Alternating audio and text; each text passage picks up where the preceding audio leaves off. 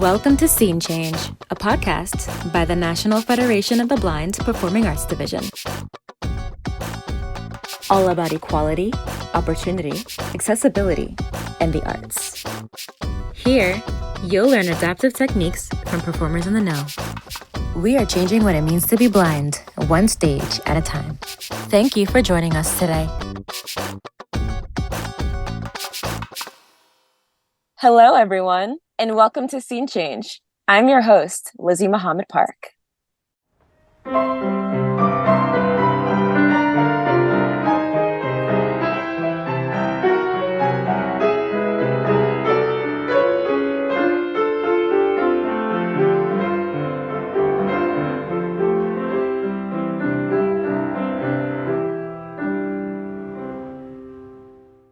That was an excerpt from Prokofiev's Sonata No. 3 in A minor, played by Elizabeth Sprecher.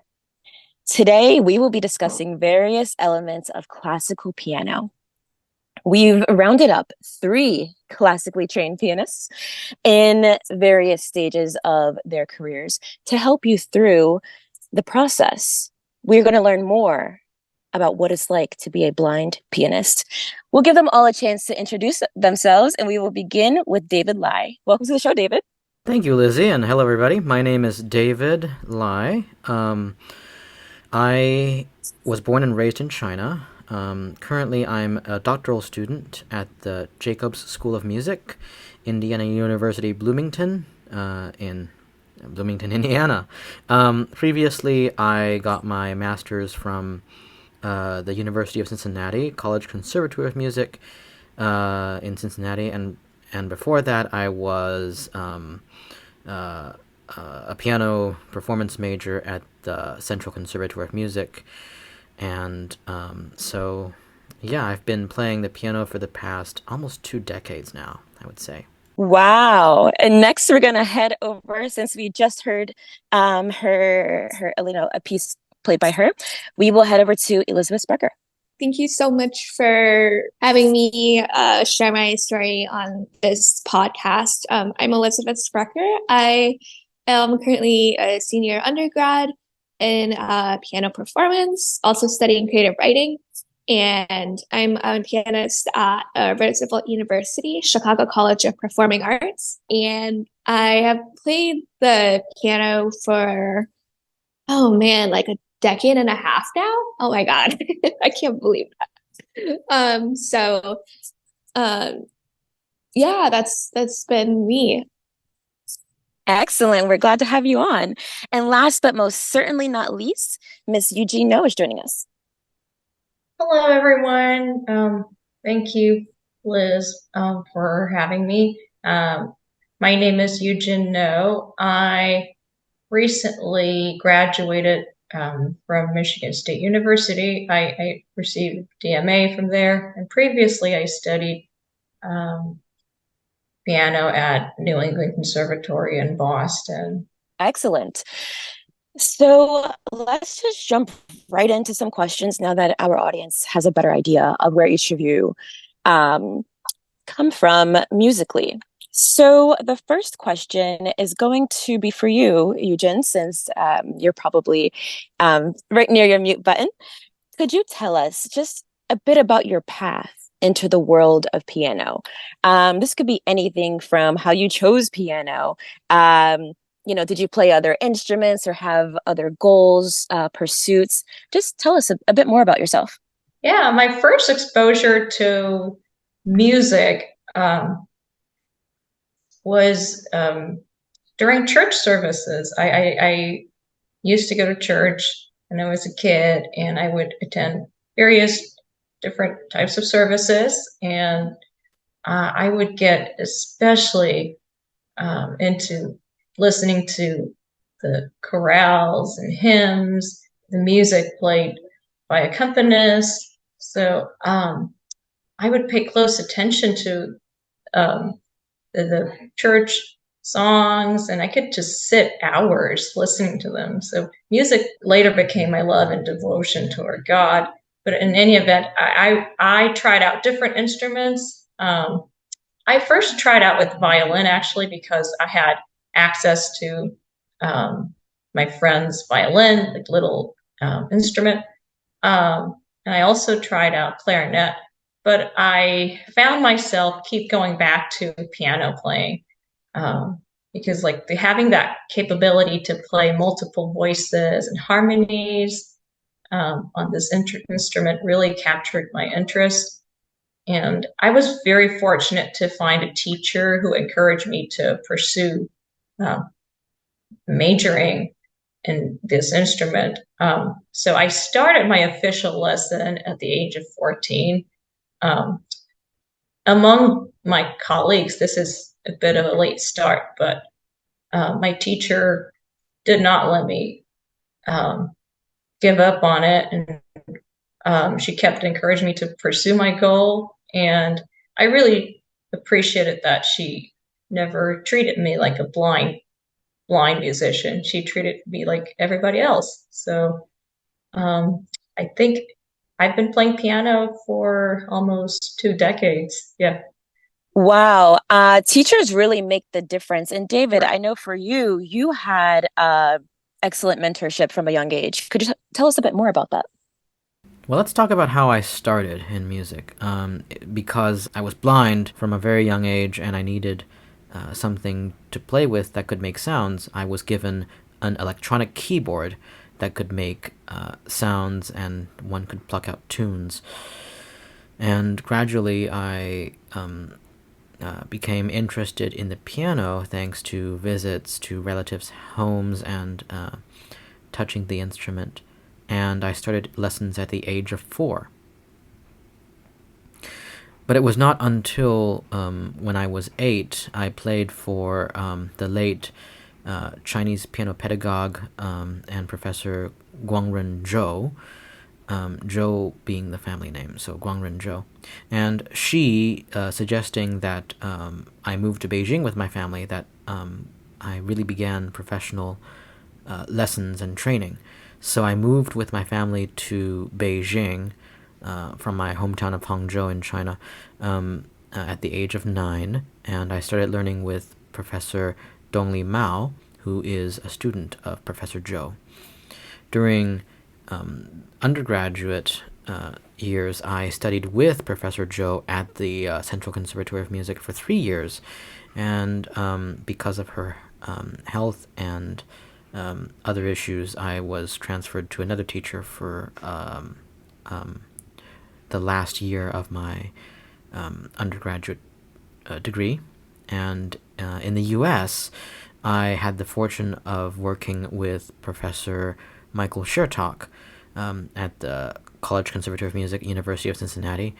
And now at IU, I'm studying with Norman Krieger, who is a very wonderful professor, and he offers a lot of practical tips on how to play certain passages and things like that, all out of his performing experience. So I'm very happy to have been taught by wonderful teachers and what I like to describe as having, as it were, brushes with excellence. But hope that answered your question a little bit.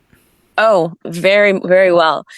And Elizabeth, I'm interested in hearing about your path to piano because you're also a creative writing major. So it seems like at some point, perhaps um, piano was I don't know, was it a hobby for you and then it became something more serious? Was it always the thing that you were more serious about? Or do piano and writing hold each half of your heart?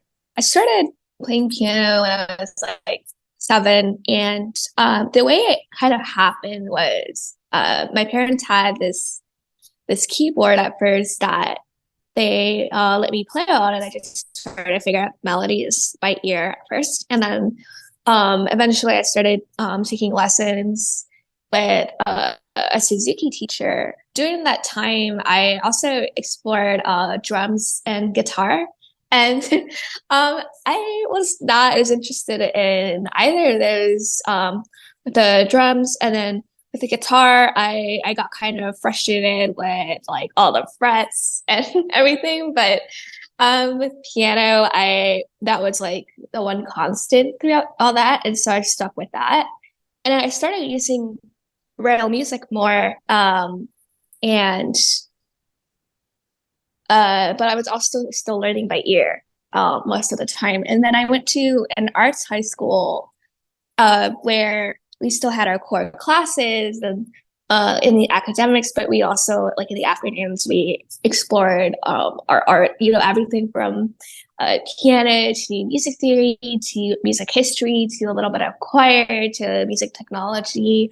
Um, to just like understanding like piano literature and like the significance of that and all that stuff. And it was just amazing. And if it weren't for those 4 years of arts high school, I wouldn't be where I was. And then the high school years, I also moved to another teacher who really got me prepared for like undergrad, for college. Um and I know I kind of wanted to be pushed in a little bit harder, and I know it would be tough, and I really was pushed in the right direction. And if it weren't for her, I wouldn't be where I was. And then so then in undergrad, I had uh an amazing piano professor, Winston Choi, and he really changed my whole perspective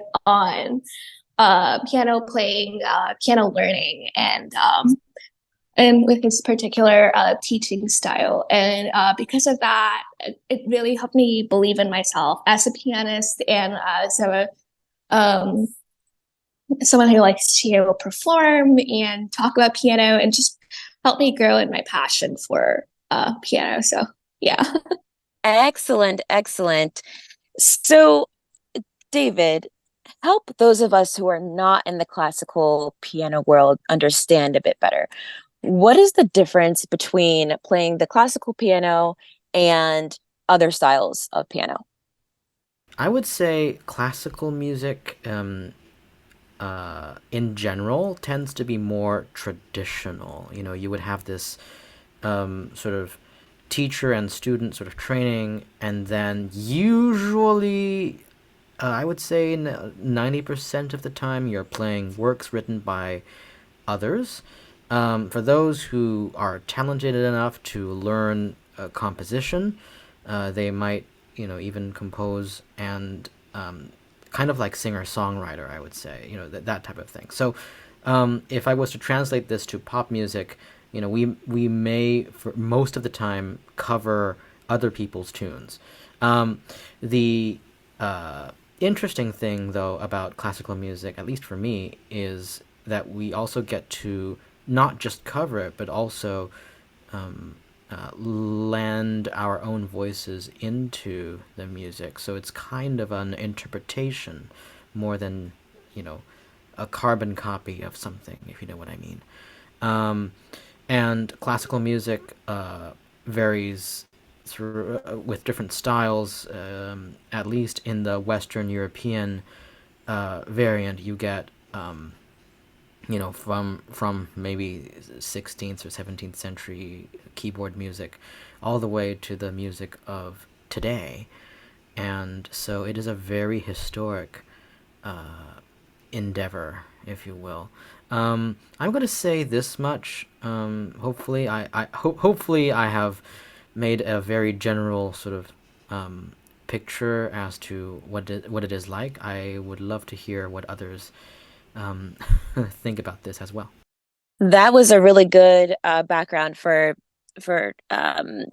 beginners who are not yet familiar with classical piano. Elizabeth, would you agree with that? And if so, why did you choose classical piano? Well, absolutely would agree with that. And to add on to what David said, classical music, the stuff we're listening to right now, that everyone is listening to, really stems from classical music. And we don't often think about that. I mean, even a simple melody can stem from classical music, a simple chord progression. And so, um, And with other styles, we're basically we're taking a simple thing and adding color to it, adding harmony to it, adding a story or a different like perspective on a story, even if it's like, adding a seventh or a ninth on top of something, but really what got me into classical music was learning through the Suzuki method. And I also had some family friends uh, in my life growing up who really introduced me to classical music, and we would play CDs in their car, and that's how I really got to listen to a lot of Beethoven and Schubert and Mozart and things like that. And then I asked my parents if I could listen to more classical music, and then you have all this like technology, like the iPods and things like that. So they would load it full of classical music, and that's all I listened to for hours and hours and hours. And to also add on in terms of creative writing, I think what we don't realize is that a lot of the writing can also relate to classical music, even poetry. I mean, like we had composers who created like Schumann and who really created music based off of poetry. And even if it's like stating lines a couple of times, we do that too a lot. Like if we want to say a statement or something like that. So I think in terms of piano and creative writing, and what really got me into that is I really want to tell a story and see how much of that is comparable to music. That's a really great reason, and great motivation to pursue this career. So, Eugen, I'd like to get your take on this as well, and to alter the question ever so slightly. Could you tell us a bit more about the specific style of classical piano that you prefer to play? David and Elizabeth mentioned what I really wanted to mention about classical music. The reason I appreciate music is along the same line, just uh, the sophisticated nature uh, of harmonies and the voices. The older I get, I just more and more I realize just paying the price to gain something precious it's was such a rewarding experience, and I don't think any other genre of music can respond in the way as classical music does. That's why I chose classical over other genre. Um, in terms of the preference of the style, it actually varies depending on my mood. I think each style has its own beauty. Like the romantic music, I can be really expressive as I want to be. Whereas Baroque music, it's much more controlled. At the same time, the structure of the writing and the way that the music requires you to sing and play multiple voices at the same time. It really gives provides um, uh, a sense of awe when I play Baroque music. So I personally do not have like just favorite one genre. It just um, my preference it changes from time to time. That makes perfect sense. You are allowed to have changing preferences. So, we're going to jump into a little bit heavier stuff as far as being a blind musician, a blind pianist. So, typically, training in the classical arts is a very traditional realm. It's a very traditional field. So I'm curious to know, and Elizabeth, we're going to start with you. Are there any areas in which you've needed to break with tradition in order to play as a blind pianist? Yeah, so I think what needs to happen more is that as especially as blind musicians, and we need to be exposed to more um, of the performance aspect as like accompanists or collaborators. And I think as a blind musician, we're often limited from collaborative like opportunities or things like that. And so for me, I had to kind of figure out my own way to collaborate with someone, even if it's like for fun and things like that, because I wanted to find out how what that experience is like. Um, and so, but also another thing that in terms of finding music, is that not everything in Braille is available. So, and you can't like go and get a certain edition of a score because it's you can't go and get like an text edition like you can't like you have to get it from like a website that has Braille music, but you're kind of stuck with whatever is available, so you don't get to choose which edition is the best. But you still have to work with that. And so as as a blind musician, or as a blind pianist for me, you often have to kind of assert yourself a little bit more to do more of the like collaborative aspect of playing. That was a really good little cliffhanger for part two of this show because we're going to get into all of that. We're going to get into the accompaniments, the performance aspects of classical piano, and so on in part two. So everybody, just be on the lookout for that. And David, could you tell us a bit about your experiences? Were you readily accepted into the classical piano community? Well, I think in a way I am quite accepted as far as performances are concerned. For me, I mainly play by ear instead of using Braille music. I have used Braille music before as well, but I find listening to be much more productive, personally speaking.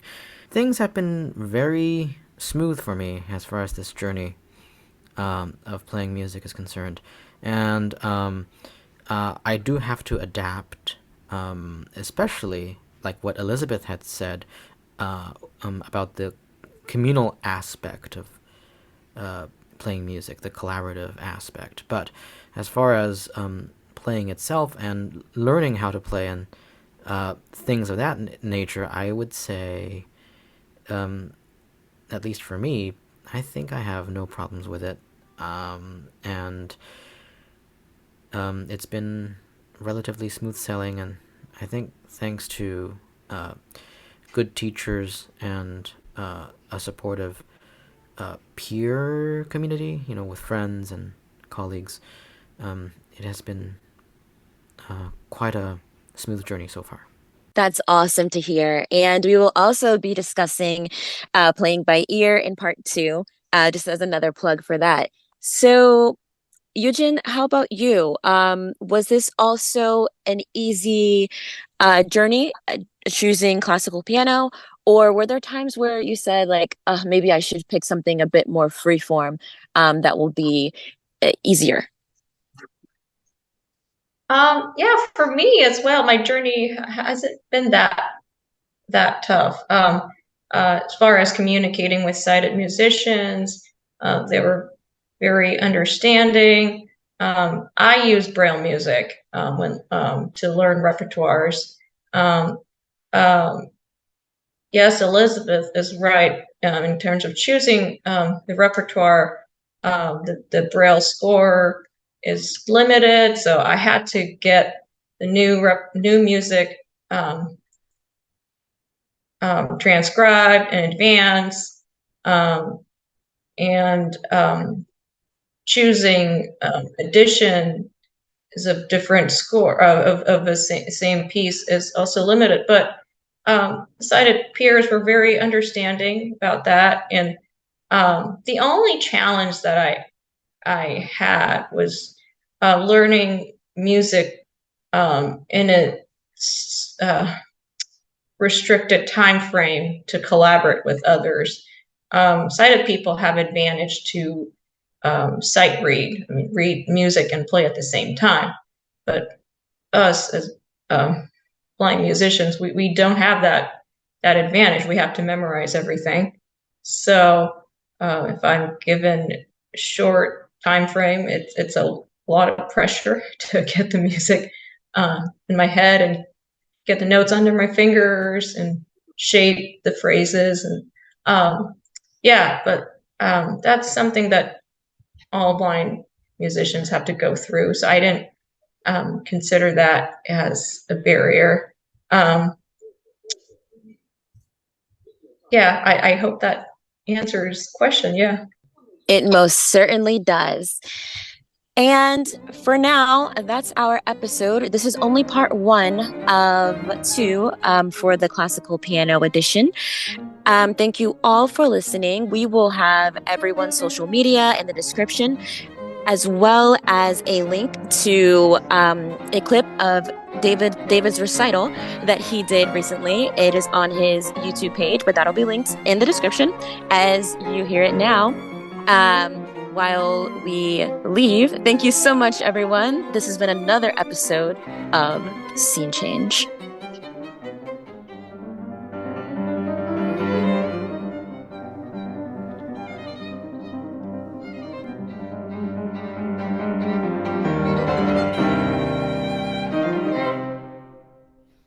I'm Caitlin McIntyre, President of the National Federation of the Blind Performing Arts Division. Thank you so much for listening to this episode of Scene Change. If you like what you heard, be sure to subscribe wherever you get your podcasts and visit our website at nfb-pad.org. There you'll find links to our social media, membership, and resources for blind performers.